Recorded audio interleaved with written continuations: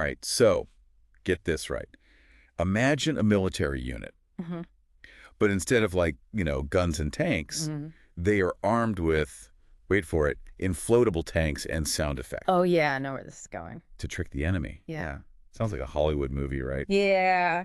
Well, it really happened. This is a real thing in World War II, and we're going to deep dive into this. It's the story of the Ghost Army, super secret unit. Hmm. And we're using excerpts from this article. It's called The Ghost Army of World War II, How Artists Fooled Hitler.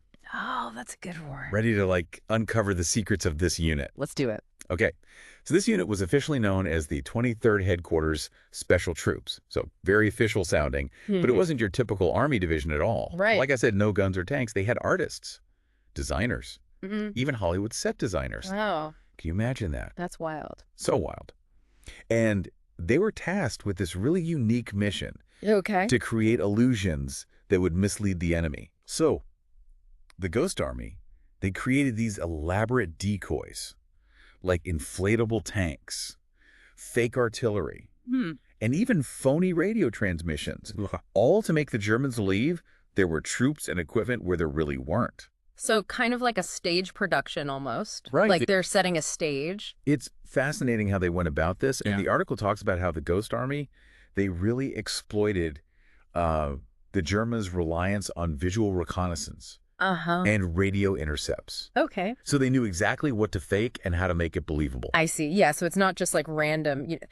They actually studied what the Germans were looking for, and Yeah. then they would replicate that. Exactly. And they really went deep on it too. They studied the specific, like down to the very specific types of tanks and equipment the Germans were using. Wow. And in different regions, because, they weren't using the same tanks everywhere. Of course. So they had to be very specific about what they were showing.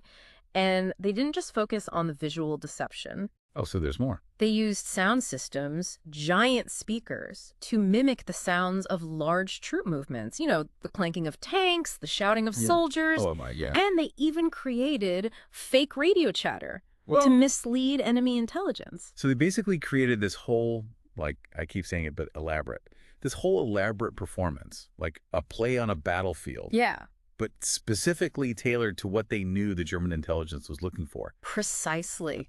It's And incredible. you know what? It was incredibly effective.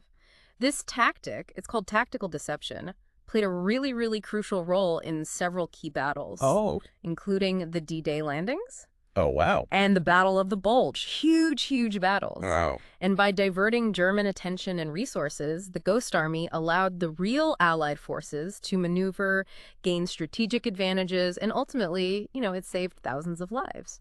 That's what's so remarkable, the impact they had. With, these unconventional methods, like using art to deceive the enemy in war. Hmm. It makes you wonder what it must have been like to be part of this unit, knowing that your art, your creativity, was directly impacting the course of the war. It's mind-blowing. I mean, can you imagine the pressure? Oh, gosh. They knew if they messed up, if their deception was discovered, Oh, yeah. it would be disastrous for them, but also for the entire war effort. Right, of course. The stakes were incredibly high. And this kind of leads us to the secrecy surrounding the unit, because the article mentions that their work remained classified for decades, only came to light in the 1990s. Yeah, that's crazy. That's a heavy secret to carry. It is. And, that level of secrecy, I mean, it was essential during the war to protect the integrity of their operations. But it also meant that the soldiers involved, they couldn't share their experiences. They couldn't get recognition for their contributions for so many years. Gosh, it really highlights the sacrifice that these soldiers made, not just on the battlefield, Yeah, but also in keeping silent about their achievements for so long. absolutely. It's just incredible to think about. Their story, I think, is really a testament to the power of ingenuity and creativity. Even in the face of these immense challenges, they used their skills in art, design, even theater to make a real tangible difference in the war. That's just amazing. It challenges, I think, our perceptions of what it means to be a soldier and the unexpected ways that one can contribute to a larger cause. Yeah, absolutely. And, this story really highlights the unexpected power of art in warfare. For sure. And it really leaves us with something to ponder. Oh, How has the role of illusion and psychological warfare evolved in modern conflicts? That's something to think about. yeah. Well, that's it for this deep dive. Thanks for listening. Thanks for having me.